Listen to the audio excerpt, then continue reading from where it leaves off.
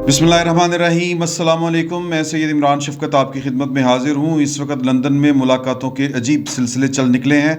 कल की वो परसों की बल्कि मुलाकात की जो तस्वीर आपके साथ मैंने शेयर की थी अयाज सादिक साहब के साथ, जो नवाज शरीफ साहब बड़े इन्हमाक से उनकी गुफ्तगू सुन रहे हैं और बड़े मुअद्दब होके अयाज सादिक साहब बैठे हुए हैं, तो मैंने अपने ज़राए से, अपने एक ज़रिए से जब इसकी बात की कि ये क्या मुलाकातें हैं, क्योंकि मेरी इत्तला के मुताबिक कुछ और भी मुलाकातें हैं और इन मुलाकातों की ख़बरें कहीं और से भी आ रही हैं। और सबसे बड़ा ब्रेक थ्रू जो है वो अबसार आलम साहब ने अपने ट्वीट में दिया है। तो जब मैंने अपने लंदन में ज़राए से बात की, कुरेदना चाहा और इस मुलाकात का जब मैंने हवाला दिया ये तस्वीर दिखा के कि सर के वो इतने मतलब अयाज सादिक साहब कब से इतने अहम हो गए कि नवाज शरीफ साहब उनको अकेले में टाइम दे रहे हैं और फिर माहौल बड़ा संजीदा है। तो आगे से उन्होंने जवाब दिया कि बेखुदी बेसबब नहीं गालिब, बेखुदी बेसबब नहीं गालिब, कुछ तो है जिसकी पर्दादारी है। पर्दादारी का क्या मामला है कि पर्दे पर्दे रहते नहीं हैं, क्योंकि जब मोस्टली नहीं रहते, ख़बरें निकल आती हैं। इंफॉर्मेशन टेक्नोलॉजी का दौर है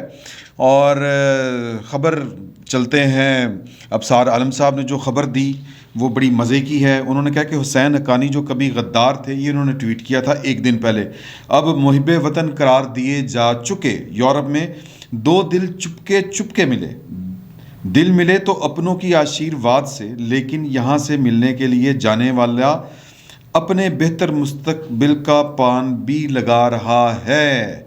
अच्छा, अब ये जो है ना जी, ये ट्वीट जो था इसके ऊपर हुसैन हक्कानी साहब ने इसको कोट करके रिप्लाई किया कि ना हम किसी के कहने से गद्दार हुए, ना ही किसी के कहने से मुहिब्बे वतन बनेंगे। आपको पता है मैं ना पान खाता हूँ ना पान खिलाता हूँ। ये फरमा रहे हैं वो अबसार आलम साहब से, ये वो उन्होंने ये बात कही है। अब यहाँ पर एक जर्नलिस्ट है लाहौर में, उसकी जो रगे सहाफ़त है वो फड़कना धड़कना पता नहीं क्या क्या उसके साथ होना शुरू हो गया और वो एक पल चैन नहीं, वो वाला मामला हो गया उनका। उनका नाम है रज़ी दादा। रज़ी दादा ने जनाब चुक फ़ोन जो है वो मतलब रब्ता कर लिया पहले अबसार आलम साहब के साथ और फिर उसके बाद उन्होंने रब्ता किया हुसैन हक्कानी साहब के साथ। हुसैन हक्कानी साहब ने ना सिर्फ अबसार आलम साहब की ख़बर की तस्दीक की बल्कि नाम भी बता दिए और फिर अगली कहानी भी बता दी, इससे अगली कहानी भी बता दी। और उन्होंने कहा कि जी कि अगर कोट एंड कोट मैं आपको बता रहा हूँ कि अबसार आलम मुझसे रब्ता कर लेते हुसैन हक्कानी साहब, तो मैं असल जो पिक्चर है वो मैं बता देता अबसार साहब को। तो रज़ीद दादा जो हैं जर्नलिस्ट, पूरे दिनों का जर्नलिस्ट जनाब, उन्होंने कहा कि तो सर मैनू दस दो, मैं तुझे दसना ही ना, मैनू दस दो। फिर आगे उन्होंने जो कहानी बताई वो और ज़्यादा इंटरेस्टिंग थी। और वो रज़ीद दादा साहब जो हैं वो उन्होंने मुझे ये वाली बात बताई, मैंने फिर अपना भी काउंटर चेक किया, मैंने भी अबसार साहब के साथ रब्ता किया। तो हालांकि मैं पूरा ट्रस्ट, ये नहीं रज़ी दादा उस्तादों में से हैं, तो उसका मतलब ये नहीं है कि मुझे उनकी ख़बर के ऊपर शक था। एक ट्रेनिंग होती है ना, फिर आप अपना ज़रा वो हाथ पाँव मारते हैं। तो फिर मैंने ये जब ये लंदन रब्ता किया, मुलाकातें, क्योंकि हुसैन हक्कानी साहब के जो कोट एंड कोट है रज़ी साहब को उन्होंने बताया कि कुछ राब्ते नवाज शरीफ साहब के कहने के ऊपर कोई पैगाम था जो मैंने जो बाइडेन इंतज़ामिया को दिया। तो ये रज़ी दादा को उन्होंने कहा, तो रज़ी दादा ने कहा कि ऑब्वियसली आपकी जो बाइडेन से तो मुलाकात नहीं हुई होगी। तो जो हुसैन हक्कानी साहब हैं उन्होंने जवाब दिया कि ऑब्वियसली, लेकिन राइट पर्सन जो नॉमिनेटेड है इस काम के लिए बाय दी जो बाइडन, प्रेसिडेंट जो बाइडन ने जिनको इस काम के लिए मुकर्रर किया हुआ है, इस तरह की जो कार्रवाइयाँ होती हैं उसके लिए, उसके साथ हुई। मैंने वो पैगाम दिया, आगे से जो पैगाम मुझे मिला वो मैंने नवाज शरीफ साहब को भी दे दिया। तो हुज़ूर आला अयाज सादिक साहब की मुलाकात जो है वो, उसके ऊपर जो मेरा सवाल था उसके ऊपर जो जवाब था कि बेखुदी बेसबब नहीं गालिब, कुछ तो है जिसकी पर्दादारी है। तो ये पर्दे खुलने शुरू हो गए हैं। बशुक्रिया अबसार आलम साहब और बशुक्रिया हुसैन हक्कानी साहब और बशुक्रिया रज़ी दादा। तो रज़ी दादा साहब ने जो तफसील बताई वो, या जो उनको हुसैन हक्कानी साहब ने बताई, या फिर जो ट्वीट है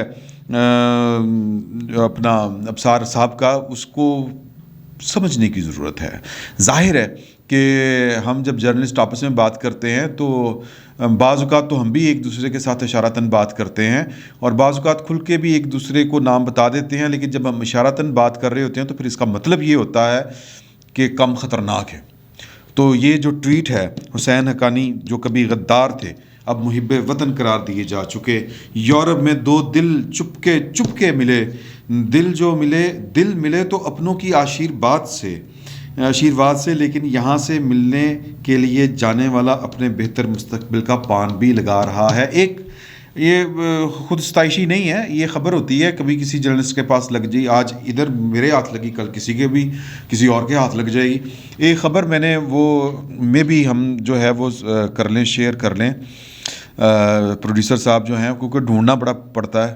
تو اگر آپ ٹیلنگز کے ریگولر ویور ہیں تو آپ کو یاد ہوگا کہ ایک ولاگ میں نے کہا تھا کہ ایک بڑا بھائی ایک چھوٹا بھائی ہے, اور درمیان والے نے ان دونوں کی صلح کرانے کی کوشش کی ہے, اور جو صلح کرا رہا ہے اس کا دفتر لاہور میں بھی ہے اور اسلام آباد میں بھی ہے. تو یہ جو ملاقات ہوئی ہے چپکے یہ اسی سلسلے کی ایک کڑی ہے. یہ صلح کے بعد ملاقات ہوئی ہے, اور یہ اپنی کہہ لیں کہ نئی ذمہ داریاں سنبھالنے کے بعد, پہلے تو جو ذمہ داریاں تھیں ان کے پاس اس کا تو پورٹ فولیو یہی تھا, یا اس کا کہہ لیں کہ ان کی ذمہ داریوں میں سے ایک ذمہ داری بھی یہی تھی کہ وہ اس طرح کے معاملات کو ڈیل کریں, مطلب امریکہ کے ساتھ جو ہے لا سمجھ رہے ہیں نا.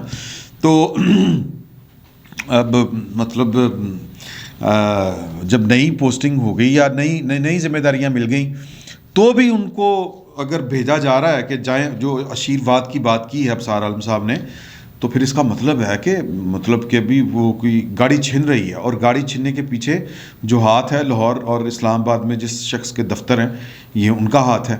تو وہ جب گئے تو یہ میں سمجھتا ہوں کہ حسین حقانی صاحب کے لیے جس کو کہتے ہیں کہ پرائڈ موومنٹ ہے, کہ ان کو جن لوگوں نے غدار قرار دیا تھا ایک دور میں, یا جن کے کہہ لیں کہ پیش روہوں نے جو غدار قرار دیا تھا, اب ان کے جو فالوورز ہیں, جو ان کی جگہ پر آ کے جنہوں نے ذمہ داریاں سنبھالی ہیں, وہ ان سے جا کے مل رہے ہیں اور کہہ رہے ہیں کہ یار کام بہت گڑبڑ ہو گیا, کام بہت خراب ہو گیا ہے کہ عمران خان صاحب نے لٹیا ڈبو دی ہے. اب یہ عمران خان صاحب پہ اگر ہم نے رکھنا ہے تو ٹھیک ہے, ہماری مرضی ہے, ورنہ بیلنس جو پاکستان کے اوپر جنہوں نے تجربہ کیا ہے یہ بنیادی طور پر تو بیلنس ان کے ہاتھوں سے آؤٹ ہوا ہے نا. مطلب اگر انہوں نے ایک لنگڑے گھوڑے کے اوپر یا گھوڑے کے نام کے اوپر کسی خچر کے اوپر یا کسی گدھے کے اوپر بیٹ لگا دی ہے, پیسہ لگا دیا ہے ریس کا, تو پھر جو ہے وہ یعنی ریس لڑنے والے سے اس کے اوپر پیسے لگانے والا, وہ اس کی بھی تو پھر میرا مطلب ہے کہ سمجھ پہ بھی سوال اٹھتے ہیں. تو کہنے کا مطلب یہ ہے کہ عمران خان صاحب یا پھر عمران خان صاحب کی صورت میں جو لوگ پاکستان کے اوپر ایک نئے پاکستان کا تجربہ کرنے جا رہے تھے, ان کو وہ توازن قائم نہیں رکھ سکے پاکستان کی خارجہ پالیسی کا, جو بڑے عرصے سے چلا آ رہا تھا. اور مطلب ڈگ دیا ٹیندا جس کو پنجابی میں کہتے ہیں, وہ بیلنس ہلکا پھلکا قائم رکھا ہی گیا تھا.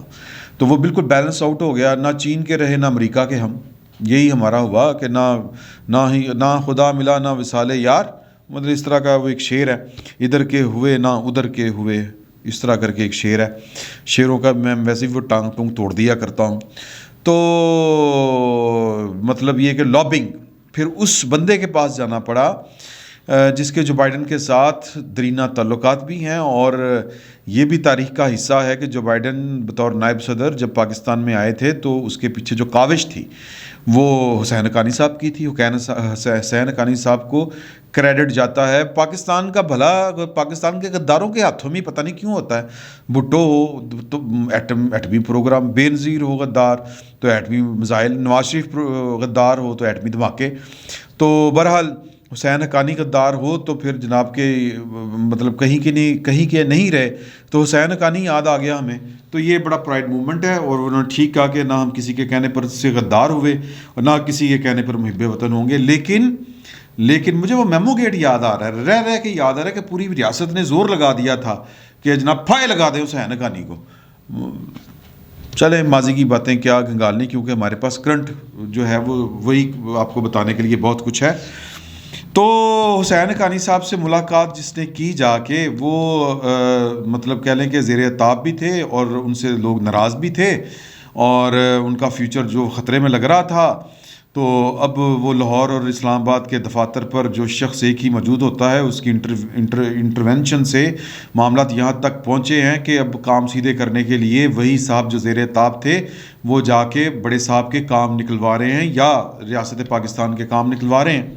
تو وہ وہاں پہ گئے اور حسین حقانی صاحب نے مطلب تھمز اپ کہ یار پاکستان کے لیے ہے نا تو پھر کر لیتے ہیں، کیونکہ پاکستان جو ہے وہ چین، عمران خان صاحب اس وقت کہتے ہیں کہ پاکستان کو چین کے کھاتے میں ڈال دیا جائے، چین کی جھولی میں ڈال دیا جائے، جبکہ پاکستان ہو یا کوئی اور ملک ہو وہ کسی ایک کیمپ کا حصہ نہیں بن سکتا، اس کو ایک توازن قائم رکھنا ہے۔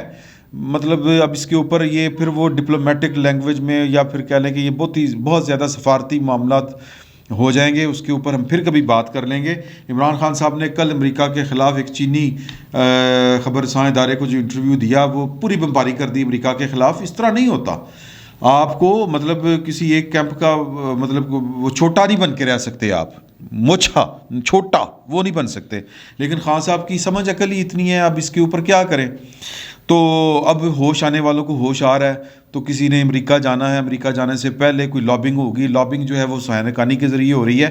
حسین حقانی صاحب نے رضی دادا کو اگلی کہانی سنائی، یہ ہے جناب $1 ملین والی سٹوری، وہ جو میں بریک آپ کو کرنے جا رہا ہوں کہ حسین حقانی صاحب نے کہا کہ جی نواز شریف جو ہیں انہوں نے بھی وہ مطلب کیا تھا معاملہ، وہ میں آپ کو بتا دیا میں نے، اور حسین حقانی صاحب جو ہیں وہ کہتے ہیں کہ میں نے سارے معاملات جو ہیں وہ تہ پٹاس کر کے جو بھی ہے وہ ادھر کر دیا۔ اب یہاں پر سوال تھا، اب ذرا غور سے سنیں رضی دادا کا، کہ آبویسلی یقیناً نواز شریف صاحب جو یہ اب تحریک عدم اعتماد کے لیے قائل ہوئے ہیں، جس کی خبریں آ رہی ہیں، اور مریم صاحبہ بھی اعتراف کر رہی ہیں، شہباز شریف صاحب نے بھی ہفتہ پہلے کر دیا تھا، اعتراف کے دور آئے تھی۔ نواز شریف صاحب نہیں چاہتے تھے کہ یہ عمران خان صاحب کی حکومت جائے اور عمران خان صاحب کا نام جو ہے وہ شہدائے جمہوریت میں آئے اپنے والوں، تو وہ جو قائل ہوئے ہیں۔ تو حسین حقانی صاحب یہ جو آپ نے جو پیغام جو بائیڈن انتظامیہ سے پہنچایا ہے، یہ اس سے پہلے قائل ہوئے تھے کہ اس کے بعد انہوں نے کہ یقیناً بعد میں قائل ہوئے ہیں۔ سمجھ آئی؟ اگر نہیں سمجھ آئی تو اس کو دوبارہ اس ولاگ کو سنیے گا، آپ کے لیے اس میں بڑے وہ بھید ہیں، سمجھنے کے لیے بڑی چیزیں ہیں۔ تو اس وقت پاکستان کے اندر، اور میں ویسے بھی آپ کو ایک بات بتاؤں، آپ پاکستان کی ہسٹری اٹھا کے دیکھ لیں کہ بلکہ مطلب یہ کہ آپ خلا میں نہیں رہ رہے آپ کے ہاں، اور پھر آپ کی اسٹریٹجک پوزیشن اس طرح کی ہے کہ آپ نہ چاہتے ہوئے بھی آپ اکیلے اپنے مرضی کے فیصلے نہیں کر سکتے unless کہ آپ معاشی طور پر اتنے اسٹرانگ ہوں کہ اپنا اگاتے ہوں، اپنا پیدا کرتے ہوں، اپنا کھاتے ہوں، اپنا کماتے ہوں، پھر جناب آپ جا کے اپنے انڈیپینڈنٹ فیصلے کر سکتے ہیں۔ تب بھی نہیں کر سکتے سر۔ چین کتنے فیصلے کر رہا ہے اپنے انڈیپینڈنٹلی، میں اس کے اوپر مطلب کہہ لیں کہ جتنا چین طاقتور ہو چکا ہے اس کا دل تو یہ کرتا ہوگا کہ پوری دنیا کو ہضم کر جائے، لیکن نہیں کر سکتا۔ آپ نے اسی دنیا میں رہنا ہوتا ہے اور معروضی حالات کے ساتھ اور اس کی مطابقت کے ساتھ چلنا ہوتا ہے، اور کجا چین اور کجا پاکستان کہ جو نہ اپنا اگاتا ہے نہ اپنا کھاتا ہے، ہر مہینے اس کو فکر پڑی ہوتی ہے کہ ملازمین کو، سرکاری ملازمین کو تنخواہ کہاں سے دینی ہے، کبھی IMF دے چکر، کبھی چین دے چکر، کبھی امریکہ کے، ایسے سعودی عرب کے، تو یہ معاملات ہیں۔ تو خان صاحب جو ہیں وہ اس صورتحال کو سمجھ نہیں پا رہے، وہ اس کو ٹیگل نہیں کر سکتے، تو لہٰذا پاکستان میں جو بھی سیاسی تبدیلیاں رونما ہوتی ہیں وہ مرہون منت ہوتی ہیں حضور اعلیٰ انٹرنیشنل اسٹیبلشمنٹ کی۔ تو انٹرنیشنل اسٹیبلشمنٹ کے اپنے مفادات ہیں، اپنے ان کے تقاضے ہیں، اور انہوں نے اپنا ایک ایجنڈا سیٹ کیا ہوا ہے، اس کے مطابق چلنا ہے، اور پاکستان نے گنجائش نکالنی ہے اس میں سے۔ یہ بات جو ہے یہ سمجھنا جو ہے وہ عمران خان صاحب کے کم از کم بس کی بات نہیں ہے۔ تو چیزیں جو ہیں وہ انٹرنیشنلی اب اپنی کوئی شکل اختیار کر رہی ہیں، اور ظاہر ہے کہ جہاں پر ہاتھی کا پاؤں وہاں پر سب کا پاؤں۔ تو اس وقت دو کہہ لیں کہ بلاکس ہیں، ایک وہ بلاک ہے جو چین ہے، جس میں میرا چین اور کبھی پاکستان ہلکا پھلکا سا تھا، اور بلکہ پاکستان تو وہ دونوں طرف کے معاملات کو بیلنس کرنے کی ہمیشہ کوشش کرتا رہا ہے۔ تو اب وڈا چودھری ہے، وڈا چودھری جناب امریکہ، سمپل۔ تو امریکہ وہ ہے مطلب پھر وہی بات آ جاتی ہے پرانی کہ جو عمران خان صاحب کو ایک ٹیلی فون کال کرنا پسند نہیں کرتا، خیر سگالی جو ڈپلومیسی کی ایک بنیادی ضرورت ہے۔ تو میں یہ نہیں کہنا چاہ رہا یا یہ بات نہیں کہہ رہا کہ جناب کہ عمران خان صاحب کی کوئی خودداری جو ہے وہ بڑی بہت چیمپئن ہے۔ عمران خان صاحب نے اپنے جوتے تڑوا لیے ہیں اس ایک ٹیلی فون کال کی چکر میں، جب وہ ٹیلی فون کال نہیں آئی تو پھر اس کے بعد کیا کسی ٹاڈ ناراض ہوں تو اسی چین کو جائیں گے. تو اس طرح کر کے معاملات نہیں چلتے حضور. تو یہی وہ چیزیں ہیں جو ڈیولپمنٹس بیک ڈور ڈپلومیسی جس کو کہتے ہیں وہ چل رہی ہیں, ہو رہی ہیں. اور اس وقت نواز شریف صاحب جو ہیں وہ رائٹ پلیس کے اوپر ہیں جہاں پر کمیونیکیشن جو ہے وہ دو طرفہ کرنی بڑی آسان ہے. اور آخری بات وہ جو انہوں نے کہی کہ پان لگانے والا اپنا پان لگا رہا ہے اپنے مستقبل کا, تو کسی کی گیم کے دوران اپنی گیم کرنا یہ بڑے کمال کی بات ہوتی ہے. اور وہ جو صاحب اپنا پان لگا رہے ہیں وہ بیسیکلی اپنی گیم بھی آن کر رہے ہیں ساتھ ساتھ. تو یہ چونکہ بڑا سینسٹیو میٹر ہے, اس پر ہم پھر کبھی بات کریں گے. اور یہ وقت آئے گا کہ جب ان ایشوز کے اوپر کھل کے باتیں ہوں گی. پاکستان میں اس طرح کی باتیں عین موقع کے اوپر کھل کر نہیں ہو سکتی, مجبوری ہوتی ہے. اور آپ بڑی آسانی کے ساتھ جو ہے وہ کہہ سکتے ہیں کہ بات پوری کیا کرو نہیں تو نہ کیا کرو, پائن بندہ چکیا جانا. Please try to understand. فی الوقت اتنا ہی, بہت بہت شکریہ آپ کا.